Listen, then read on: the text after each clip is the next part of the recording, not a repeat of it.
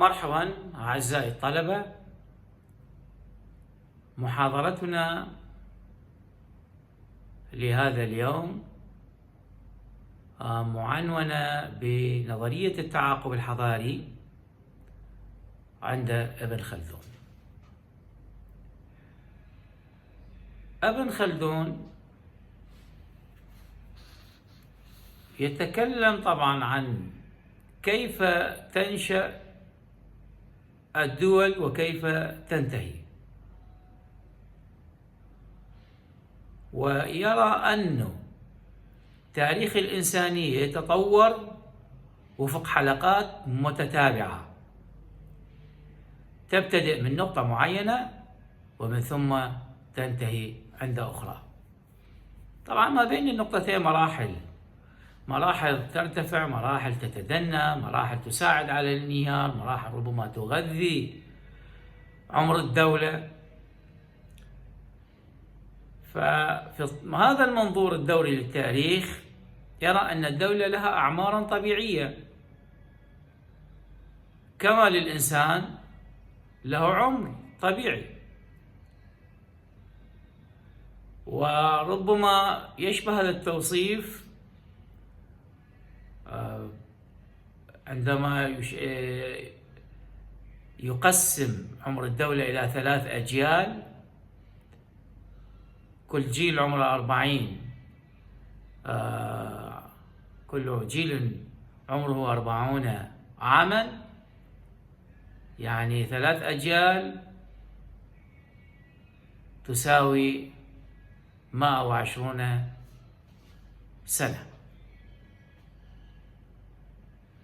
ولادة، هذا الشكل البيولوجي للدولة، ولادة، شباب وقوة وازدهار، شيخوخة وموت وفناء. بمعنى حتمية. هنا في هذا التفسير نفهم أنه هذه النظرية هي تؤمن بالحتمية التاريخية، لها بداية ولها نهاية، لكن النهاية مشروطة بقاعدة إن وفإن، 3 مراحل، أو إذا وفإن، فتؤدي إلى النتيجة الحتمية انهيار الدولة. ما هي 3 أجيال اللي يتكلم عنها؟ الجيل الأول جيل البداوة. عرف ابن خلدون البدو بقوله: أهل البدو هم المنتحلون للمعاش الطبيعي من الفلاح والقيام على الأنعام، وأنهم مقتصرون على الضروري من الأقوات والملابس والمساكن وسائر الأحوال والعوائد، ومقتصرون عما فوق ذلك من حاج أو كمال. طبعا يقصد بالبدو هم أهل الصحراء الذين يسكنون الصحراء، والبربر الذين يقطنون الجبال، والتتر الذين يعيشون في عصبيات قوية. هذه لحمة الدم، عصبية القرابة، قرابة الدم. الجيل الثاني هو جيل الحضارة. يتحقق الملك في هذا الطور وتؤسس الدولة، وينتقل المجتمع من حياة البداوة الخشنة إلى حياة الحضارة، ومن حياة العمران البدوي إلى الحياة المترفة والعمران الحضري. إذن هنا تطور، تقدم، حياة صحراء إلى حياة حضر، خشونة إلى ترف، تعب وجهد وقساوة إلى راحة وسعادة. ويتم ذلك بعد تغلب العصبية. فبالعصبية الصاعدة، يعني بالعصبية تكونت الدولة الصاعدة على الدولة المجاورة في طور هرمها، يصير الملك لها. ينتقل هذا الجيل من البداوة إلى الحضارة بسبب التغير في الكسب والمعاش. فيقول ابن خلدون: والجيل الثاني تحول حالهم بالملك والترف من البداوة إلى الحضارة، ومن الشف إلى الترف والخصب، ومن الاشتراك في المجد إلى انفراد الواحد، وكسل الباقين عن السعي فيه، ومن عز الاستطالة إلى ذل الاستكانة، فتنكسر صورة العصبية بعض الشيء وتؤنس منهم المهانة والخضوع. أما الجيل الثالث هو جيل التدهور والانحطاط، جيل سقوط الدولة والحضارة. ما هو هذا الجيل؟ يميل أصحاب الجيل الثالث في هذا الطور إلى الترف والدعة والسكون، تعودوا على الحياة المترفة فابتعدوا عن القساوة. بالتالي هذا الجيل ما عنده شيء، ما عنده إبداع، ما شيء يقدمه من أي إنتاج. أصيب بحالة خدر وسكون، فتبدأ الدولة والحضارة تتقدم نحو الموت، نحو الانهيار. وأما الجيل الثالث بكلام ابن خلدون، بقول ابن خلدون: فينسون عهد البداوة والخشونة كأن لم تكن، ويفقدون حلاوة العز والعصبية بما فيهم من ملكة القهر، ويبلغ فيهم الترف غايته بما وصل من النعيم وغضارة العيش، فيصيرون عيالا على الدولة، ومن جملة النساء والولدان المحتاجين للمدافعة عنهم تسقط العصبية عنهم بالجملة، وينسون الحماية والمدافعة والمطالبة. إذن هذا الجيل تتدهور الحضارة فيه أو من خلاله، وتزول مؤذنة ببداية دورة جديدة من التاريخ. وعمر كل دولة 3 أجيال، لكن تمر ب5 أطوار. ما هي هذه ال5 أطوار؟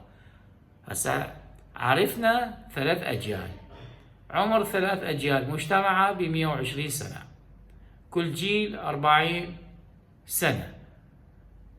الأطوار ما هي الأطوار؟ 5 أطوار. الطور الأول هو طور التأسيس، وصفه ابن خلدون بقوله: هو طور الظفر بالغلبة، غلبة المدافع والممانع والاستيلاء على الملك وانتزاعه من أيدي الدول.